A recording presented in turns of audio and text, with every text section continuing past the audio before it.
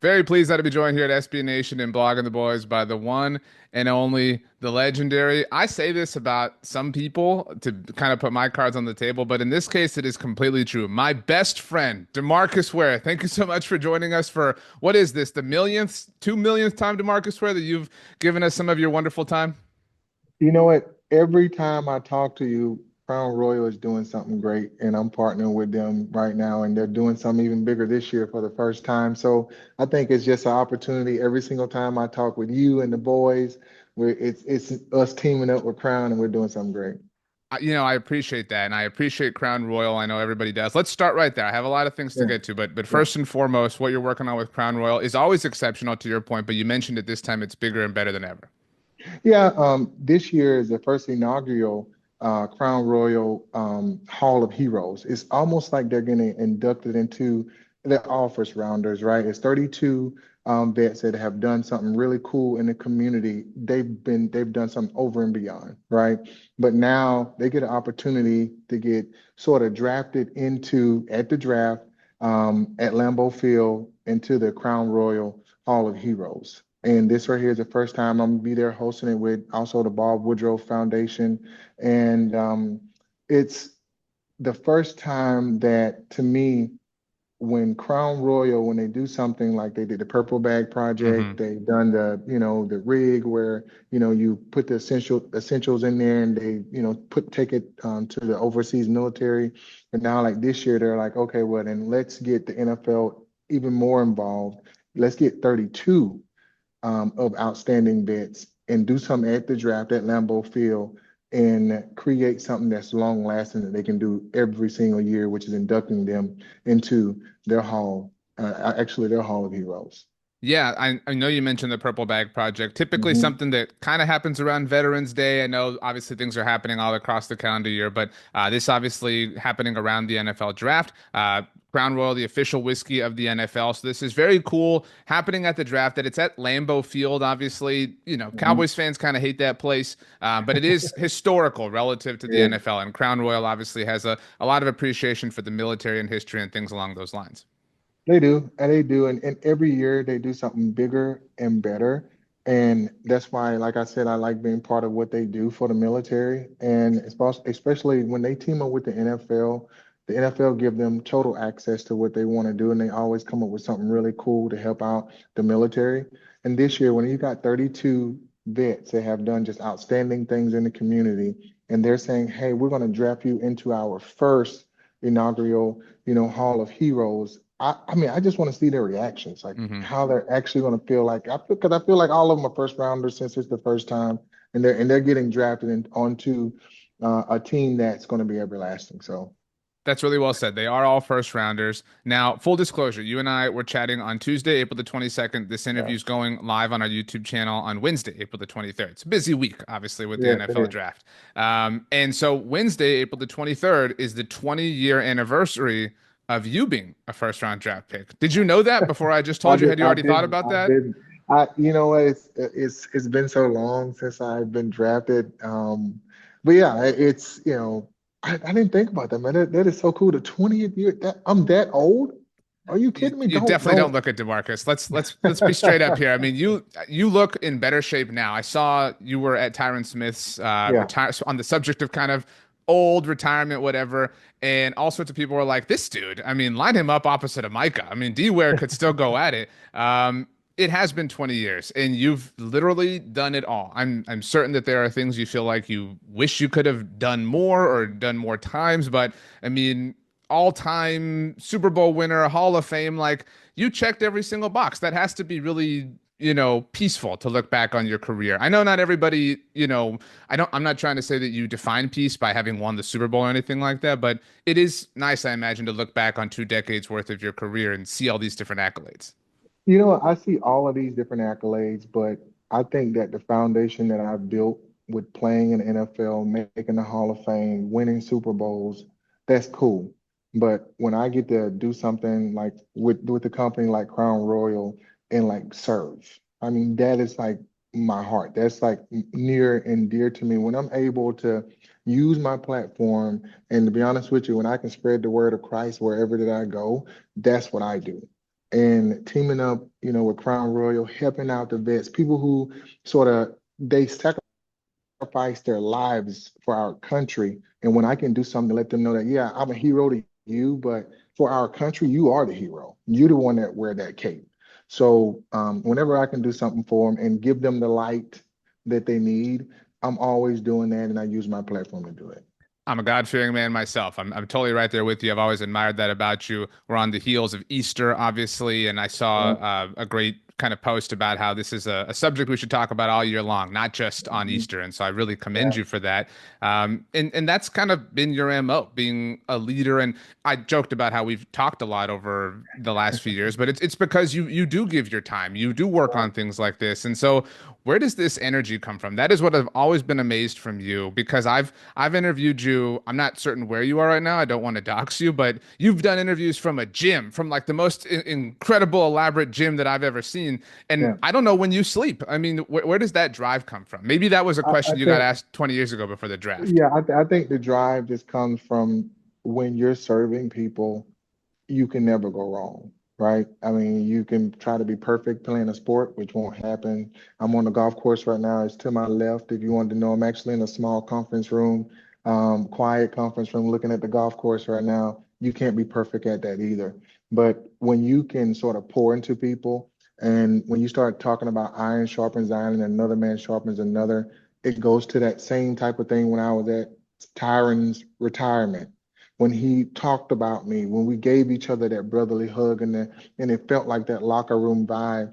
I felt like, okay, I was the vet, and now I get to see him 14 years later be the best tackle because I poured into him. And now pouring into, the military, pouring into the community and doing those types of things. It takes one little spark to ignite a fire.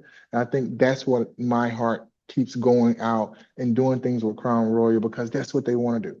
They want to ignite that fire in the military, saying, hey, we're here supporting you, and you are the best at what we do. You certainly know how to pick people to pour into. Tyron Smith and the United States military. I mean, Yeah, both equally good at defending people. I think some for people sure. are saying. Tyron had a funny line during his press conference. He obviously thanked you for, the football wisdom that you Yeah, imparted, but he also thanked you for teaching him how to shave his head. I'm curious if you can walk us through if you remember that day and what I that was do. like. Actually, I remember Tyron. So I was the guy once I went bald at like 20 years, 21 years old. I'm the guy that goes around the locker room and say, "Hey, it's about the time for you to let it go." Right? And I would take the rookies or the older guys back into the bathroom, and I would get the shaver, show them what they need to do. Here's the shaving cream. Here's the right razor. Here's the way you shave. And it was Tyron's turn. And Tyron, he didn't want to give it up. And he was like, "Hey, D, can you show me how to shave my hair?" And so I took him back there into the bathroom, showed him how to shave his head. And to this day, he was like, bro, I haven't had bumps on my head. It was one time I shaved my head wrong because I didn't listen to what you said, and I got bumps. And I was like, how cool is that? And I've done that probably like 40 or 50 times to a lot of guys around the locker room. They call me OG, double OG, like the old guy that was in there. But it was cool and it's fun to see that it was worth it. It was Yeah, worth it.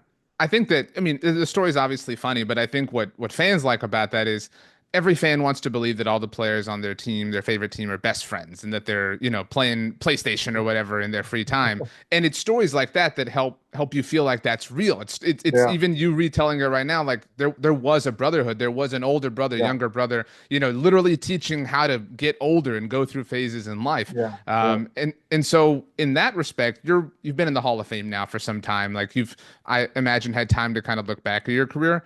Is it weird to see somebody like Tyron retire and to say, wow, I mean, and Jason Garrett was there. Like it felt like a whole different chapter of the Cowboys kind of closing at one point in time.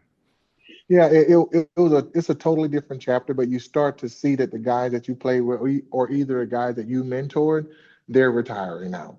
And you made the Hall of Fame. You're like, hold on, you had 14 years in. I'm like, how many years has it? Oh man, it's like 25. I've been out. Like it's a remarkable how time flies. And when you start talking about, the Hall of Fame and what it actually means, it's the same thing. Like, just teaming up with Crown Royal and seeing that this is their first inaugural, you know, I would say their Hall of Fame class, right? The Hall of Heroes, and they're going to be the first. Hmm. And think about each one of them that's going to come after them. They're going to be like, yeah, I was the first, but wow, 10 years later, wow, you're just getting in, and it's going to be a really cool thing that they're doing. And now I'm glad I'm part of it. No, it's incredibly commendable and noteworthy, certainly, and I think Yeah. we all understand that and admire that, and that's why Crown Royal is among the very best partners that the NFL and DeMarcus Ware has to kind of work and operate with. My last Cowboys one, I've asked you this before about Tony Romo and Jason Witten, but the Tyron thing, I knew I was going to be speaking to you when that happened. It does have to. I think people look at you as Cowboys fans. I don't want to speak for people, but they look at you as the one who got a chance to go get the Super Bowl. And that's, when we, Zach Martin retires recently, obviously Tyron, Tony Romo's career has been over, Jason Witten's career, et cetera. And everybody looks at DeMarcus Ware and says, well, thank God. I'm so happy that DeMarcus was able to lift that trophy. Do you look at those teams and those players and these retirements happening? And I know you've said before that when you won, you kind of thought about different players and whatnot, but it has to be a complicated emotion. I would imagine, just having spent so much time with players, and you all go on to do different things. I think that it's very hard to, play for a team for a long time, see the guys that are worthy of winning a Super Bowl, and then they don't.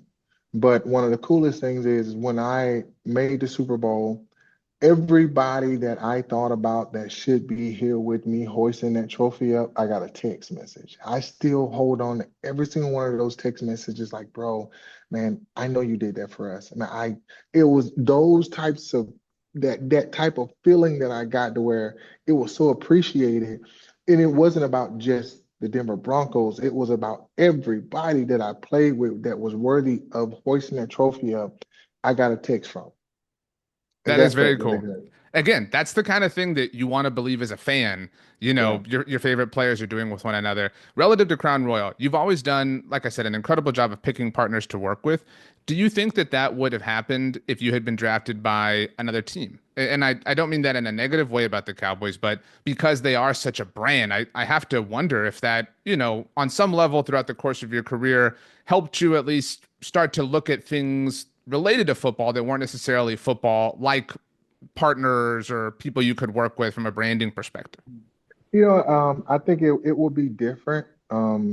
Different team, different brands. You would have been working with different, I would have probably been working with different people, but I know that I would have found Crown Royal and Crown Royal would have found me because I'm so just adamant about the military, about the Hmm. veterans, about service, about just putting it out there for, my country, no matter what. And I know that I would have found them, they would have found me. It's almost like they drafted me early and we're all on the same team right now, but we would have found each other no matter what.